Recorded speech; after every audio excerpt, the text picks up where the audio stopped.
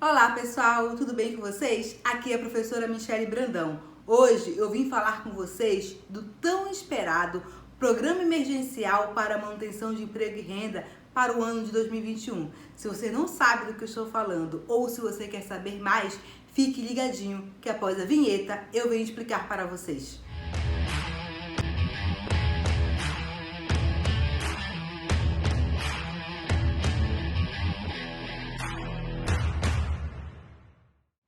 E aí, ficou curioso, curiosa para saber que programa é esse?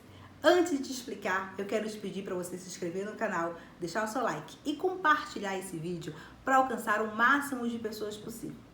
Agora sim eu vou te explicar o que é o BEM. BEM é o Benefício Emergencial para a Manutenção de Emprego e Renda. Enfim, o tão aguardado Programa Emergencial para a Manutenção de Emprego e Renda saiu, né? Ontem o governo federal editou a medida provisória 1045 de 2021. Hoje ela foi publicada no Diário Oficial. Por que tão aguardada? Porque ano passado tivemos a Lei 14.000 de 2020, que perdeu a eficácia em 31 de dezembro de 2020. Aquela lei, ela tratava referente a um programa emergencial para socorrer as empresas, os empregados, né, neste momento crítico de pandemia, mas perdeu a eficácia. E desde então, né, estávamos aguardando aí um ato governamental para saber como que iria ficar os contratos de trabalho referente ao ano de 2021, né? Qual o socorro que o governo iria conceder para as empresas. E aí veio o programa emergencial, que é uma releitura, né, já do que nós tínhamos da MP 936, da Lei 14.020 de 2020, com algumas alterações. A referida medida provisória, gente, ela tem 3 objetivos. O primeiro objetivo é preservar os empregos, evitar as demissões em massas. O segundo objetivo é garantir a continuação das atividades laborativas e empresariais, né, para que as empresas não fechem suas portas. E o terceiro objetivo é reduzir os impactos ocasionados pela pandemia. Sabemos que foram muitos impactos, então tem como objetivo tentar minimizar aí esses impactos, né? A medida provisória, quando ela fala desse programa emergencial, ela traz 3 medidas. Que medidas são essas? Pagamento do bem, que é o benefício emergencial, a possibilidade da redução da jornada com a proporcional redução do salário, preservando o salário hora, e a suspensão temporária do contrato de trabalho. Vou explicar para vocês o que é o pagamento do bem. O bem é o benefício emergencial. Para que o empregado receba este benefício emergencial, ele, junto com a empresa, né? A empresa deverá aderir ao programa, o seu contrato de trabalho deverá estar suspenso ou reduzido em algumas proporcionalidades. Quem vai pagar este benefício? O governo federal. Qual o valor que o governo federal vai pagar? E aí, vou explicar para vocês. Vamos falar da hipótese, gente, de como que esse acordo ele é firmado.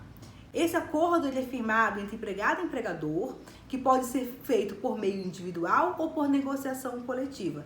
Quando a gente fala negociação coletiva, acordo coletivo ou convenção coletiva de trabalho. Mas quais empregados podem firmar acordo individual com o seu empregador para aderir ao programa emergencial? O empregado que tiver salário inferior a R$ 3.300, este empregado pode firmar acordo individual. E por óbvio, pode firmar, né? Pode fazer por negociação coletiva, que é o acordo coletivo ou convenção coletiva de trabalho. Então, esse é o primeiro grupo de empregado. O segundo grupo de empregado que pode fazer acordo individual é o empregado que tem nível superior e ele receba uma remuneração igual ou mais, né? Do que 2 vezes ou mais do que o teto da Previdência Social. 2 vezes ou mais. Hoje, o teto da Previdência Social é R$ 6.433,57. 2 vezes mais do que esse valor é R$ 12.867,14.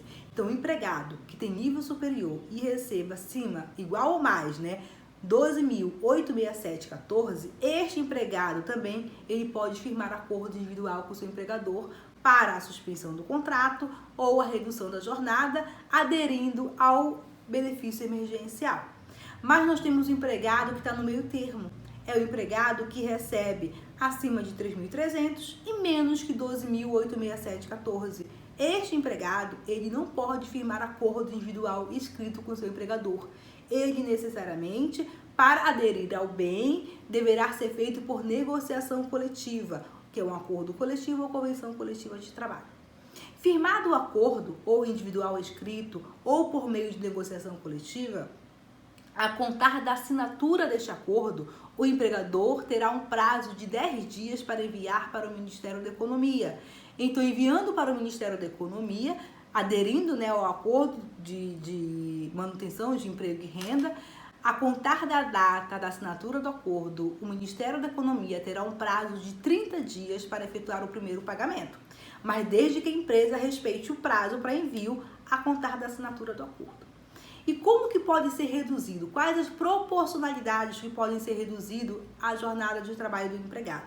Se for por acordo individual, pode ser reduzido nas seguintes proporções: 25%, 50% ou 75%. Reduziu a jornada em 25%, 50% ou 75%. Se for por a negociação coletiva, que é acordo coletivo ou convenção coletiva de trabalho, podem ser em outras proporções. E como que fica o pagamento?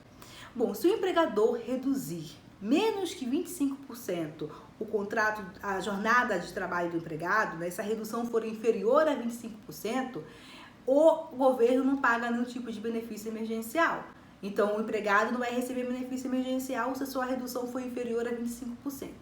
Se esta redução da jornada for entre 25% e menos que 50%, o governo vai pagar 25% de quanto o empregado receberia se ele estivesse recebendo seguro-desemprego. O empregador, né, na verdade, me corrigindo, o governo não vai pagar 25% do seu salário.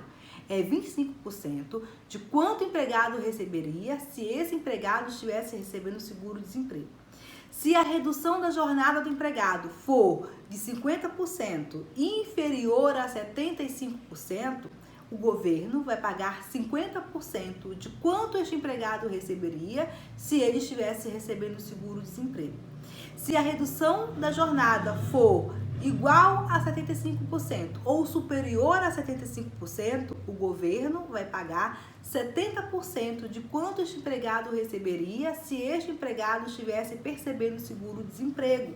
Então, veja, gente, tem a questão da proporcionalidade da redução com a consequência proporcionalidade do recebimento deste benefício. Só que este benefício, a base de cálculo dele não é o salário do empregado. Para o pagamento, a base de cálculo dele é o seguro-desemprego. Então, vai verificar quanto o empregado receberia e vai pagar proporcional a quanto ele receberia se estivesse seguro-desemprego, levando em consideração o percentual da redução da jornada de trabalho. E aí, essa hipótese, né, de redução da jornada com a proporcional redução do salário. Temos a hipótese também que as empresas podem adotar a suspensão do contrato de trabalho. Quando a gente fala em suspensão, suspende o trabalho, suspende o salário. Empregado não trabalha, empregado não recebe. Ele não recebe salário, ele vai receber um benefício emergencial. Se o empregador efetuar a suspensão do contrato, a suspensão suspende tudo. O empregado não trabalha. Suspendeu o contrato de trabalho, este empregado vai receber 100% do quanto ele receberia se estivesse recebendo o seguro-desemprego. Vai receber pelo governo. O governo federal vai pagar 100% de quanto o empregado receberia se estivesse recebendo o seguro-desemprego. Mas as empresas que no ano de 2019 tiveram faturamento, né, igual ou superior a R$4.800.000, essas empresas, né, elas vão suspender 100% o contrato dos seus empregados, mas o governo só vai pagar 70% de quanto o empregado receberia se ele estivesse recebendo seguro-desemprego. E os outros 30%? Aí o empregador vai ter que pagar uma ajuda compensatória de 30% do salário do empregado, né? Então ele vai complementar uma ajuda compensatória. A empresa paga 30% do salário e o empregador paga 70% de quanto ele receberia no seguro-desemprego. Quando a gente fala de ajuda compensatória, é porque este valor ele tem uma natureza jurídica indenizatória, não tem natureza jurídica salarial. Então não incide FGTS, INSS, imposto de renda e outras particularidades. A empregada gestante, empregador, ele pode suspender o contrato, empregador, ele pode reduzir a jornada? Pode. Não há nenhum impedimento. Se a empregada estiver gestante, pode suspender. Só que quando a empregada sair para a licença maternidade, né, entrar de licença maternidade e começar a perceber o salário maternidade, imediatamente o empregador deve comunicar ao Ministério da Economia para suspender o benefício emergencial. Empregados que estão recebendo o seguro-desemprego não podem receber o auxílio emergencial. Empregados aposentados, eles até podem, mas tem umas regras aí que a medida provisória ela impõe. E as empresas que aderirem ao programa emergencial, vai ter uma contrapartida para os empregados de uma segurança jurídica, que é uma estabilidade provisória. Eu não falei para vocês, mas vou falar agora, o prazo máximo para adotar, né, ou a suspensão ou a redução da jornada do trabalho, né, é de 120 dias. Então, o empregador pode suspender por até 120 dias o contrato de trabalho, ou o empregador poderá reduzir a jornada, né, durante um período aí de 120 dias. A empresa que aderir a este programa, durante a vigência desse acordo individual ou coletivo, a empresa não poderá demitir o empregado sem justa causa. Sem justa causa não, por justa causa sim. Esse prazo de 120 dias é um prazo máximo, sendo que as empresas podem firmar acordos, né, por prazos inferiores a esses, inclusive pode firmar de 120 dias e a qualquer momento, né, antecipar o fim deste acordo.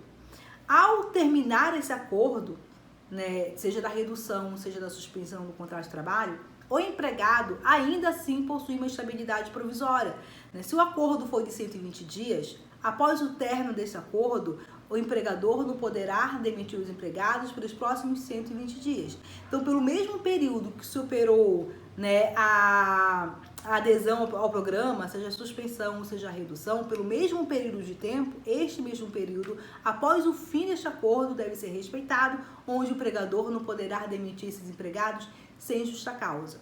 E como funciona para as empregadas que entram de licença maternidade?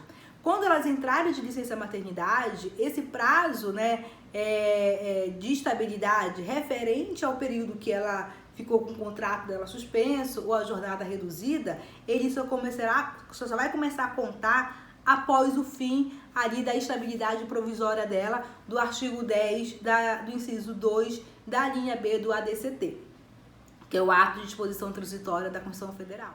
São muitas informações que essa medida provisória traz. Eu tentei trazer o máximo de informações possível, aquilo que eu fui lembrando, mas se por acaso eu deixei algo de fora, se você não entendeu alguma coisa, pode deixar nos comentários, pode trazer que a gente vai acrescentando, tá bom? O vídeo ficou um pouco extenso, mas eu procurei trazer o máximo de informações possíveis que eu pude trazer para vocês. Espero que vocês tenham gostado. Então, compartilhe esse vídeo, me ajudem a crescer esse canal, que eu compartilho mais conhecimentos com vocês. Tá bom, pessoal? Um beijo e fique com Deus.